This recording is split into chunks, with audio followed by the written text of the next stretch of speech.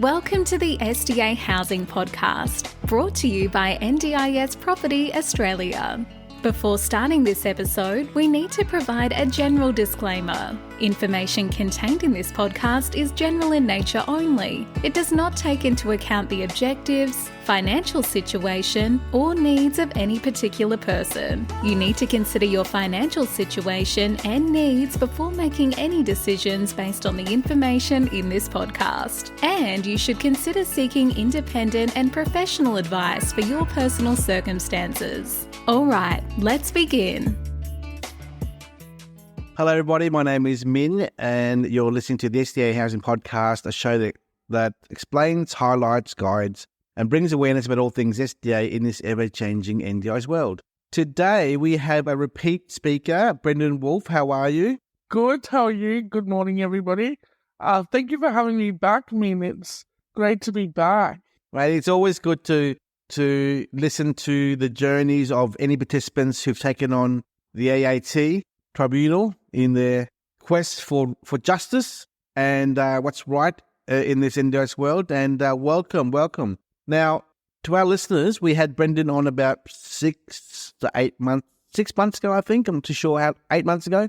Not exactly how far away. But yeah, if anyone wants to listen to the background story of Brendon talking to Erin and in our previous episode, please do so. There's a lot of content there. But Brendon, can you give us a 5-minute just summary of the history here?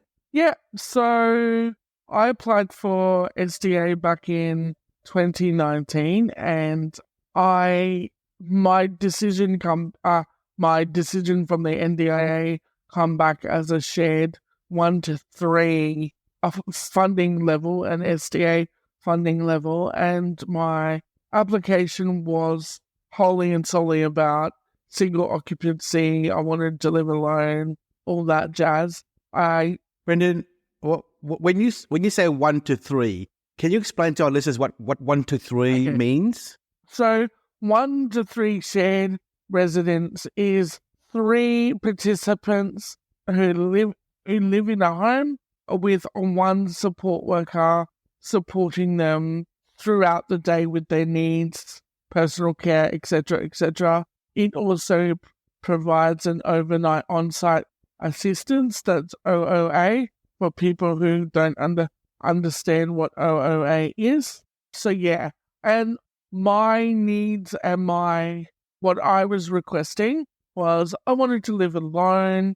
Because I work from home, I have a very active social life, and I just want people to come and go from my place, whenever I choose. Because as we know, the NDIS is about choice and control for the participants. So I wanted to choose how I wanted to live and who I wanted to live with. So the NDIA did not agree with that. So then I had to go through the appeals process. So doing your S100. So for those of you who don't know what an S100 is, it's a review of a reviewable decision. So an independent planner will look at the decision that was made by the original planner, and then they will get based on further evidence that you provide to the agency. They will then review that decision, and they will determine whether you need to go to AAT or not. My review was unsuccessful, so then I did have to go to AAT. Unfortunately, my AAT journey was an extremely long journey. It was about 2.5, nearly 3 years of solid negotiations, and we didn't end up getting to the point where we could work it out in the early stages. I then had to have a hearing.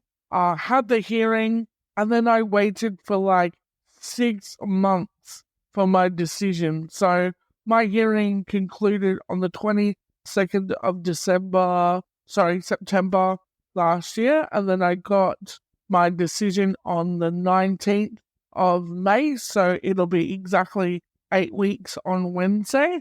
I got my decision 8 weeks ago on Wednesday, and the decision I successfully won. So I got the one apartment, one resident SDA that I was originally seeking in the first place. Wow, that's so, mate, congratulations for that wonderful milestone there. Good work there, mate. Thank you. And I know it's been hard. We've all seen you in the press and other events, and you've always expressed how hard and difficult and traumatic it has been for you. Can I ask you, why did the NDIA say no all these times? And secondly, why did it take 3 years? Why did it take 3 years? That is a good question that I probably can't even answer. I don't know how many times my report was amended and further evidence. My allied health professionals who did my application, they were literally clutching at, trying to, scrape together all this stuff, and they would just constantly renew. Sorry, what was the other part of your question? What was their justification in denying you your requests there? So their justification was that it was unreasonable and unnecessary for me to live independently, and it was about value for money as well. It didn't. The cost would have been extremely high for the NDIA. They even used in evidence in my hearing a sustainability report that, believe it or not, is not public to participants, and it's not public to anybody that's on the NDIS or has or works with the NDIS. It was quite interesting. During my hearing, we spent half a morning trying to argue that actuary report, because it was a classified document, the agency was trying to not even let the tribunal members know what was in that document. And the tribunal came up and said that, well, for us to include it in evidence, we need to know what is in it. So eventually the agency folded and said, well, yeah, you can look at it. But it was a very damning report. And I read through it and I was like, what are they thinking? These people that make these decisions clearly have no experience working with people with disabilities or what they go through on a daily basis. So I was very, very angry by that report. I was very angry at the fact that it was allowed to be included in evidence, and mind you, it was added late into evidence. But I guess the agency was clutching at straws basically to find stuff that they could, say no to. But I'm glad the tribunal saw through that and basically gave me the right decision in the end. Well, that's good to hear, because, it's shame on them, the agency, for making you go through 3 years of pain and heartache. That's the first thing I want to say. And secondly, you're right. These actuaries, number crunching nerds hidden away in the back office of the NDIA, shame on you, right, for talking about cost cutting and sustainability and all this stuff. And yet, last month, the NDIA doubles or triples the costs of SDA funding. I know. I saw the price guide and I was like, oh my God, what on earth has happened here? Someone's literally just taken the SDA funding and just gone, we're gonna give money away. I was absolutely the new price guide. I am absolutely gobsmacked at. Well, we won't go into that yet. Wait. Yeah. We won't go into that too much. Yeah. We'll cover that in about 10 minutes' time. Yeah. But all I want to say is, in summary, the way I see it, they've wasted 3 years of your life for nothing, because the outcome that you wanted was what the numbers are now anyway. Let's be honest. Yeah, it seems like what they've done is all the way through, they've gone, it's going to cost way too much money. But that wasted 3 years of money, of legal fees, trying to stop me from getting what I want. Wouldn't that be more of a waste of money than... I wonder how much money they spent on lawyers, tribunal fees, the legal process, the mediation, your lawyers, everyone's time, everyone's money, just to fold after 3 years. I mean, how much money was spent? God knows, right? God knows how much they money spent fighting you, Brendon Woolf. And at the end of all this, after all the heartache and pain, frustration, stress, all the negative energy that you've had, the toxic and negative energy you've had to go through as a participant trying to get choice and control in your life, that you got what you wanted only after 3 years of pain and fight. You know, it's just shocking, you know, that you had to go through this. But I'm curious to know, Brendon, how many others are in your boat who have been fighting and have either failed or given up or won? Do you have any idea on the numbers out there? Well, I haven't seen the statistics from the current caseload before the tribunal. My understanding is early in the year that cases before the tribunal, and this is just NDIS in general, there was roughly 2,000 cases still before the tribunal. I know the minister, Mr. Bill Shorten, and if you're listening, hello, announced that the agency was going to introduce a new independent expert review system, and they were going to trial that. It's being trialing currently, but we haven't seen any anecdotal evidence or any outcomes from that trial as yet. I'm yet to see data on that. I would like to see data on that and see what's been happening, but I'd also like to know what the agency plans to do now that the government has announced the abolishment of the AAT, and that's not too far away. That's, sometime next year. They said within 2 years. So what I would like to see, for participants' sake, not just, for anyone's sake, mostly for participants, what does the agency intend to do when it comes to reviewing decisions after your S100? Because the AAT won't be there anymore. And I think participants need to have that stability, and that they need to feel assured that whatever system it is, it's going to be fair and just for everyone. And I'm scared and I'm nervous for participants who are about to go down that path. But what we've seen, though, in the last 12 months, we've seen a little shift within the agency. The agency is starting to, have more of a relaxed thought, you could say, to independent. Totally agree, Brendon. And I want to remind our listeners a bit of background to what you're saying here. Remember the last 4 or 5 years prior to last year, the Liberal government were the ones in charge of the system. Yep. And when Labor, the federal government, the Labor Party took over the federal government in early last year. Yes, yeah, May last year. Election, yeah, May last year. Bill Shorten, hashtag Bill Shorten, we love you. He's done a lot of hard work in trying to clean up the mess, the inefficiencies, the red tape of the NDIA to make it more better for participants particularly, and clean up the inefficiencies and the costs and whatnot for the system.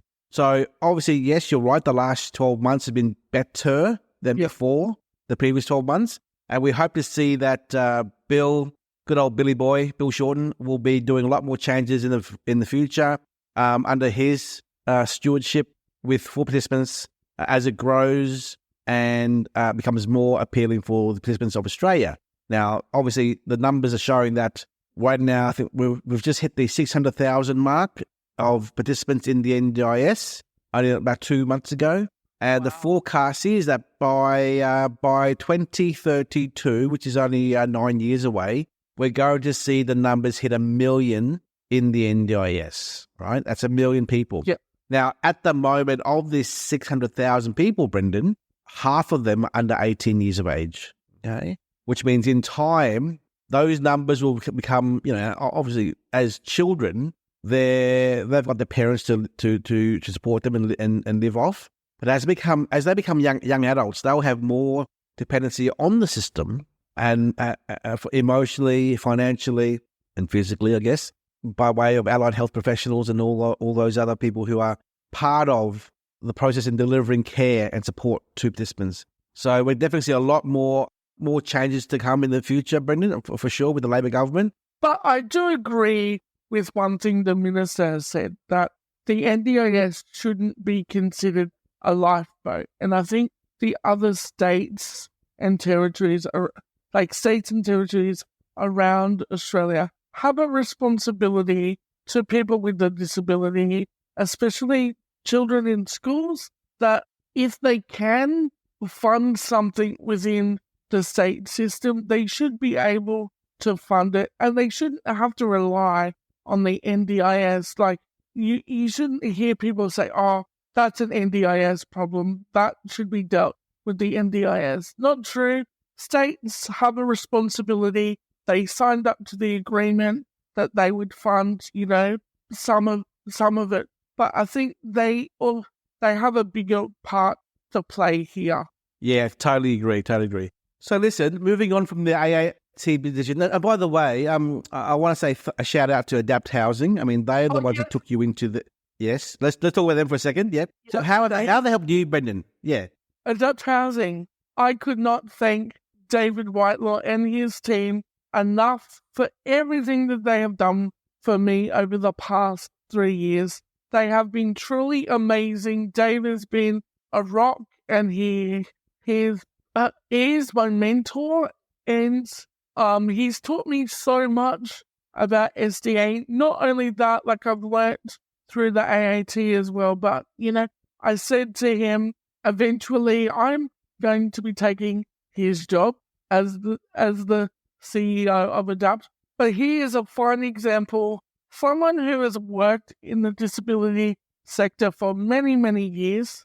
He knows it, he gets it, he understands it, and he does everything he can to ensure participants achieve their ultimate goals, and in terms of home and living. And I am so thankful for that, for him and his amazing team at Adapt Housing.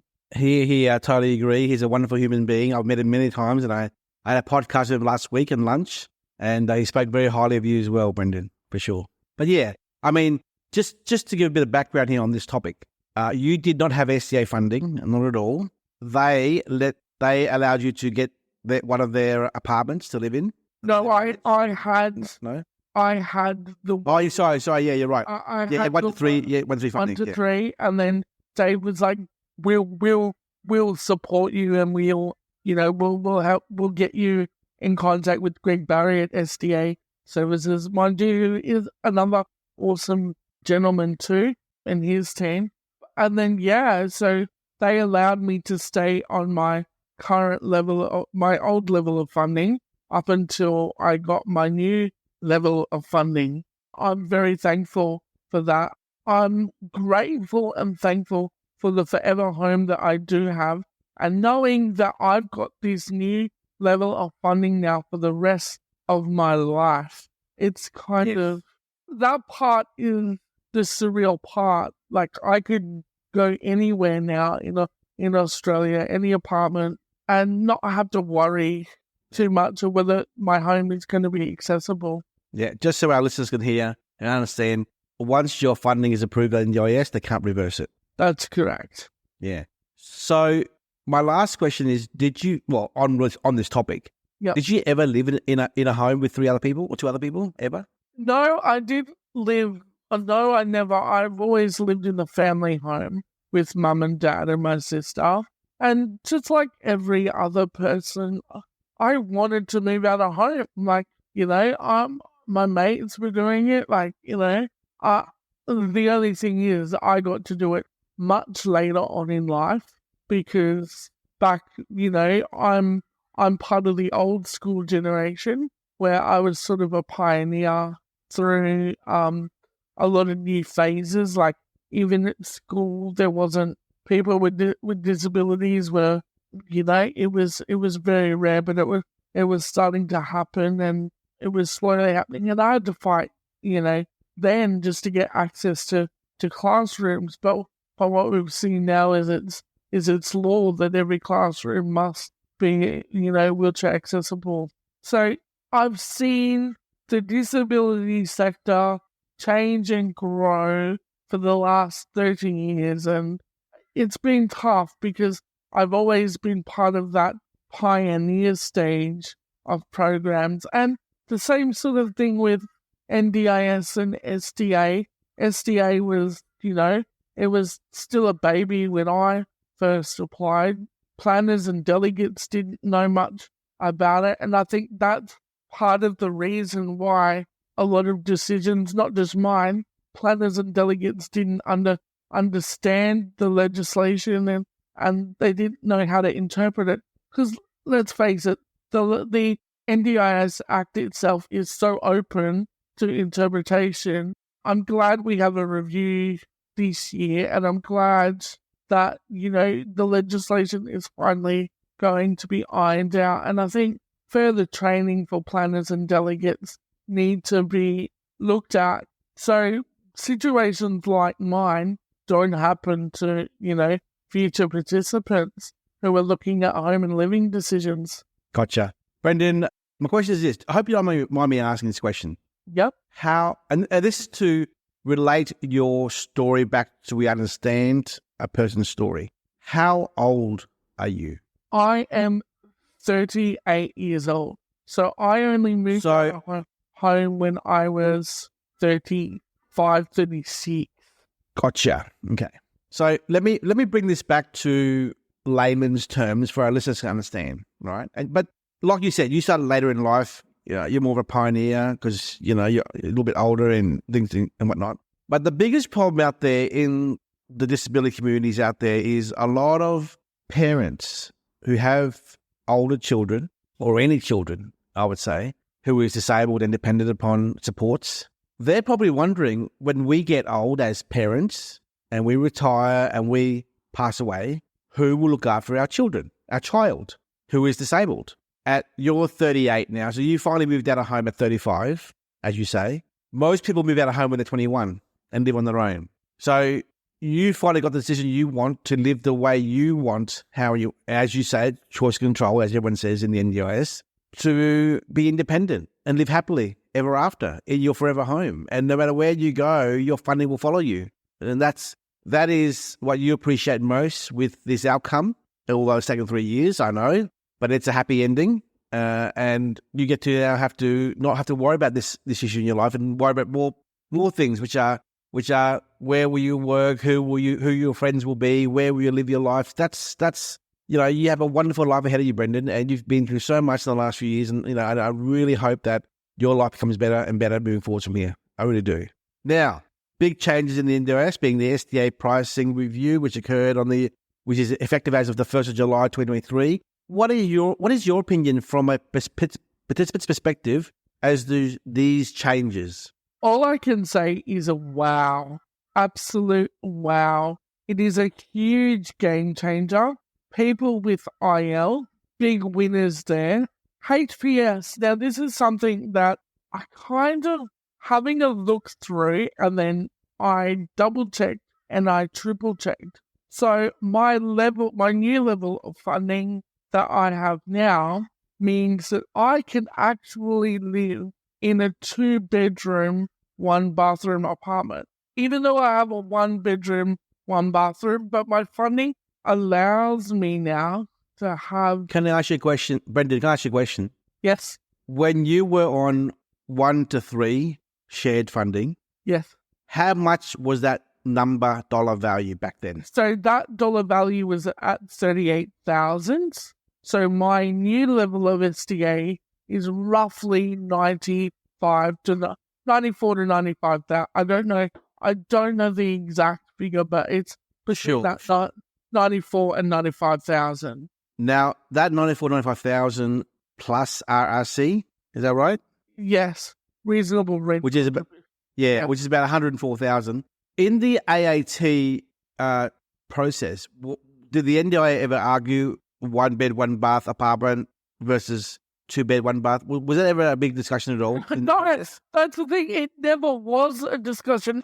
My legal team, Red Lake Holding, Jonathan Mills, another amazing gentleman, we tried to test the theory that because I work from home and I have a lot of confidential meetings with participants and whatnot, that I would need an office, a separate bedroom for my office, because I do have support workers coming and going at different times, and those times that I'm having those confidential meetings, I like to be able to like sort of lock myself away so that nobody. So we tried to test that 2 bedroom, 1 bathroom theory, but the agency didn't really. They weren't keen on even entertaining that idea, and they just sort of stuck to the no, we want you to live in a group home type situation. But it's really weird now that the price guide allows me to do that now. And that's the strange thing. The agency has gone completely about face and thrown money at SDA. And I'm like, why are they fighting? Why is the agency fighting us so much? I mean, we only have, last time I checked, it was only 26,000 participants with SDA in their plans. And I'm like, why are they fighting this? Like, it's a no-brainer. And when I read the new price guide, because that's what we're talking about here, I was like, finally, they actually get it. But there's one category that I do feel for the most, and that's robust. I do not understand how a robust SDA can house 2 residents with clients who have complex behavioral needs. It is a recipe for disaster.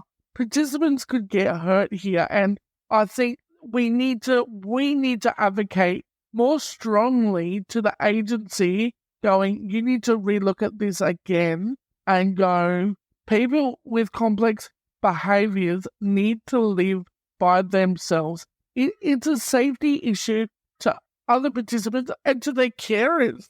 I totally agree. Brendon, what do you see being the impact in the SDA product or dwellings being created moving forwards because of these new SDA price guide?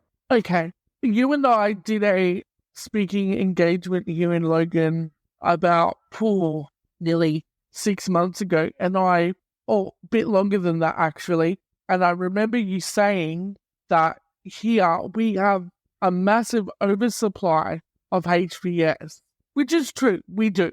Now the price guide reflects the fact that we do have that oversupply.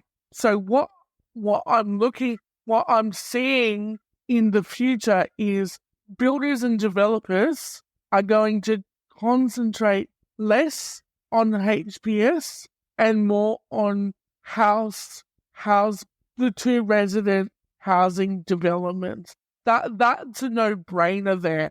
But again, we need to get participants on SDA. Because in Logan, there's only 2% of NDIS participants currently having SDA, and I'm only one of those 2%. I think Dave from Adapt said that I would probably be the highest funded SDA participant in Southeast Queensland at the moment on my new level of funding. So I think what we need to do from here is so the SDA market stays profitable. Well, I don't like to use that word profitable because you shouldn't be profiting off people with disabilities. It's, to me, that's just wrong. We need to see the markets more. We need people to invest more in it, and we need people to invest more in the areas that lack the categories. So like robust and like improved livability and the housing. I know robust is a challenge because robust have their own separate they have other requirements that require, because of the nature of the participants living in those developments. So I think we need to be very careful in what we build in the future in terms of we need less of HPS, but we need more of robust and the improved livability SDAs. Yes, totally agree. At the moment, I think there's about 3,500 to almost 4,000 dwellings in Australia that are SDA built. These are brand new builds. And the one thing that the new price guide allows for is something that SDA providers have to come to terms with, and that's being more flexible with people's SDA funding. Because now you could have an improved livability participant and a HPS participant living in the one property under the new price guide. So I think it's about having that flexibility and that maneuver space so participants can, live comfortably and Thank you for those comments, Brendon. I totally agree with what you're saying. And I think we're going to see a lot more appreciation for these changes moving forwards as the community, the investor community and the development community applies their well-experienced knowledge in development and construction to build products specifically for these categories you mentioned, robust and improved ability for the participants. There's a big demand for that to occur out there. I think, too, we need to start looking at participants who don't have SDA, because as you know, we have a national housing crisis just in general. I think people, and this is something that the states could start taking more responsibility on, is those who don't have NDIS and who do have, just needs of people with disabilities. I think we do need to acknowledge that housing does need to be available for people with disabilities outside of the NDIS, because SDA is not available for everybody. We know that. They never deemed it to be available for everybody. Originally, it was only meant to be 7% of NDIS participants eligible for SDA. I don't know what it is now, but that was the original thing. But we do need to acknowledge that people with disabilities who aren't on NDIS, they need to be looked after as well, especially in this national housing crisis. And we need to, keep pushing hard to get people out of hospital into appropriate accommodation too. That's a main, that's another big thing that the minister was trying to get the numbers down so it stops the bed block happening in the hospital. So we need to focus on there. But I see a very bright future for SDA. I see a lot more participants under the new price guide going, I think I would like to apply now for SDA. Because if you'd asked me, after what I'd gone through over the last 3 years, if you'd had asked me now, would I do it all over again? I would probably say no. Under the old. Yeah, it certainly makes it easier now to apply, to get a better outcome these days for sure. Yeah, certainly. Yeah. Brendon, any final words of advice from you to any participant or participant families or people who are either considered stakeholders? Advice from you as a participant who is now seeing the future, being a bit more brighter. What are your words of advice to them listening here on you? The biggest piece of advice that I've got, and this is to parents of people with disabilities, especially children who are thinking about leaving school and and wanting to move out of home. SDA,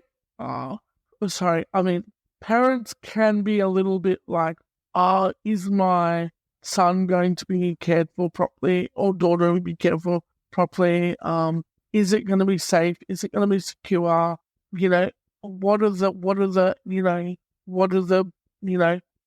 them look at that and go, no, I don't want to apply. But I think as the population ages and, we have the NDIS for those available, I think parents need to be a bit more open-minded and be like, okay, let's give them the opportunity that they want to. Let's try this. Let's see where it goes. For participants who have, who are maybe like, thinking about their home and living situation, SDA now, we all know it. We all breathe it. I eat, sleep, and breathe it. I love it. SDA is the best thing that's ever happened to me. I never thought I would actually ever leave home, but I did. Even though it was a rough, long journey, the decision that I got framed on my lounge room wall above my computer, I look at that now and I go, I am so glad that I did that, and I am so thankful that I've had the opportunity that I've got to do that. And and now I advocate for participants who are wanting SDA in their plans. I want to work more in the SDA space. I just want to share my knowledge and my experiences and help those who don't fully understand it. Wonderful words, Brendon. I think anyone listening to this episode will really appreciate and hear the passion and commitment you have for this space. We really see it, and hopefully, mate, if you want to talk more business with us offline and see how you can work with us and help us with our networks as well, we'd love to get you involved in what we do as well. I'd love to be able to help. Yeah. And anyone else listening out there around Australia who is in the SDA space or wants to get involved in the SDA space, just reach out to us and we'll connect you to Brendon to hear his story and talk about how they can benefit in being part of this sector as well, the SDA community. Yeah. Brendon, thank you so much for your time. I look forward to seeing you at the networking event in a few weeks' time. We're doing a big, massive event with about 140 people, most of the coming along to network and share their experiences. And we, as in our organisation here, NDIS Prop Australia, with Tanya Gomez Consulting, are co-hosting the event to give back to the community and thank those who are working so hard to make people like you, your lives better. Brendon, we hope to see you there. I hope to also see you at the private film day that we're doing with Tanya Gomez as well, and see you contribute to that film session there for her online social media marketing there or with her videos. But if you also, we're also going to the SDA conference. Are you going to that at all yourself? I've read about it, but I haven't. Where is that? Come along as my guest. Okay, where exactly? Where is that? It's the next day after the bowling event day. Oh, okay. Whereabouts is that? South Bank in the Emporium Hotel. Oh, yeah? Definitely. I will definitely be there. It's a full day of SDA, like 10 speakers and all the stuff that you know and you understand. It'll be great for you to come along as well. Yeah. Thank you very much. I look forward to it, and I look forward to seeing you very soon. And to all the listeners, once again, if you're thinking about SDA, please apply. It's worth it. Yeah, cool. Brendon, thank you so much for your time, mate. We'll see you soon. Very soon. Thank you, Minh. Bye. Bye-bye. We hope you enjoyed this episode. Please make sure you are subscribed and following us so you can keep in the loop with all of our upcoming episodes. We would really appreciate it if you could leave us a 5-star rating, a written review, and to share this podcast with those that could benefit. Until next time, catch you on the next episode.